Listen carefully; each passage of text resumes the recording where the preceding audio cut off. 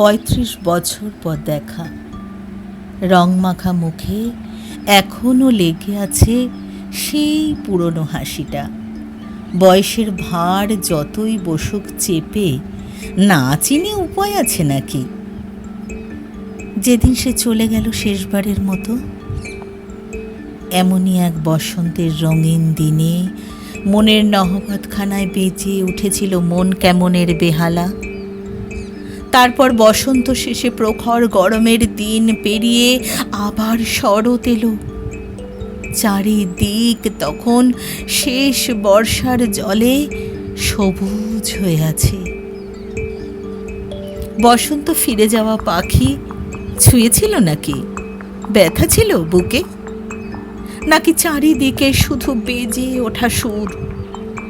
যে বসন্ত চলে গেছে সে মায়ায় ভেসো না কখনো। কল্পনায় গড়ে ওঠা তাতে মসলিন বুনে দেখো কোনোদিন সাদা সুতো রঙিন হয়ে উঠবে। জিজ্ঞেস করলাম তাকে, কেমন আছো? কেমন চলছে সংসার? উপন্যাস বলবে এখানে একটা মোচড় এলে ভালো হয়। দুঃখ ফিরে আসুক নায়ক কিংবা নায়িকার বুকে। সুখে থাকলে বসন্তের গল্প জমবে কি করে? কিন্তু রঙিন মুখের আড়ালে ওই লুকিয়ে থাকা হাসি কেন জানি বারবার বলে দিচ্ছে ভালো আছে, সে ভালো আছে। জিজ্ঞেস করলাম, মনে পড়ে সেদিনের দিনগুলি? সেই ছাতিমতলা, কৃষ্ণচূড়া ফুল, পদ্ম ফুলের বিল, জোনাকির ঝিঝি শব্দ আর পানকৌটির উড়ে যাওয়া মনে পড়ে? আমার মুখে এক মুঠো সুগন্ধি আবির মাখিয়ে দিয়ে সে বলে উঠল, সমস্ত কিছুই লুকিয়ে থাকে বসন্তের গভীরে।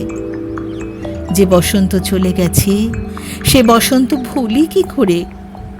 আর যে বসন্ত আগামীতে তারও ছোঁয়া লেগে থাকুক বুকে। তারপর ওই আর কি, শান্ত নদী আরও শান্ত হলো।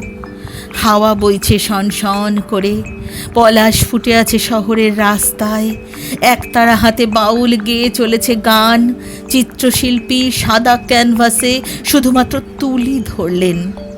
চারিদিক থেকে একের পর এক রং এসে রাঙিয়ে দিল ক্যানভাসে। প্রকৃতি কিন্তু তার মতোই আছে, নতুন দিনের সঙ্গে তাল মিলিয়ে সাজিয়ে নিচ্ছে নিজেকে। পলাশ তো সেই আগের মতোই লাল। চারিদিকে শুধু কিছু মন খারাপের জন্ম হয়। তার চাইতেও বেশি বেজে ওঠে উৎসবের সুর। এতটুকু কম পড়েনি কোথাও। বসন্তে ফিরে যাওয়া পাখি, যেতে দাও তাকে।